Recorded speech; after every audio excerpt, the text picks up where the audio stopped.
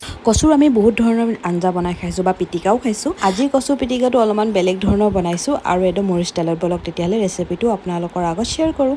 প্ৰথমতে মই কেৰাহীখন পাতি দিলোঁ আৰু এয়া হয় কচুৰ পাত ঠাৰি লোৱা নাই। প্ৰথমতে মই পাতখিনি ভাপত সিজাই ল'লোঁ। যেতিয়া এইখিনি ধুনীয়াকৈ অকণমান সিজি আহিলে তাৰ ওপৰতে দি দিলোঁ আলু দুটা লৈছোঁ, পিঁয়াজ ল'লোঁ দুটা, কেঁচা জলকীয়া পৰিমাণটো মই বেছিকৈ ৰাখিছোঁ আৰু এয়া হয় মচুৰ দাইল মই তিয়াই ৰাখিছিলোঁ। যেতিয়া কোমলি আহিছে তেতিয়া দিছোঁ, বিলাহী দিলোঁ, আদা নহৰু মই থেতালি লৈছিলোঁ, ওপৰতে দি দিলোঁ মই তেতেলী আৰু মিঠাতেল দি ভালদৰে লৰাই অকণমান পানী দি ঢাকনিখন মই মাৰি দিছোঁ, যাতে আলুখিনি দিছোঁ যে সিজি যাওক। পিছত মনত পৰিলে যে মেইন বস্তুটো দিবলৈ পাহৰি গৈছিলোঁ, সেয়া হয় নিমখ দি পুনৰবাৰ মই লৰাই দিছোঁ। এতিয়া মই ঢাকনিখন মাৰি দিছোঁ। সকলোখিনি বস্তু যেতিয়া ভালকৈ সিজি গ'ল, ওপৰতে দি দিলোঁ মই ভোট জলকীয়া আৰু অকণমান তেল দি দিলোঁ। এয়া হয় মান ধনিয়া আৰু দিছোঁ পুঠি মাছ ফ্ৰাই কৰি লৈছিলোঁ, মোৰ ঘৰত থকাৰ কাৰণে দিছোঁ। যদি কেঁচা মাছ নাথাকে তেতিয়াহ'লে শুকান মাছো দিব পাৰে।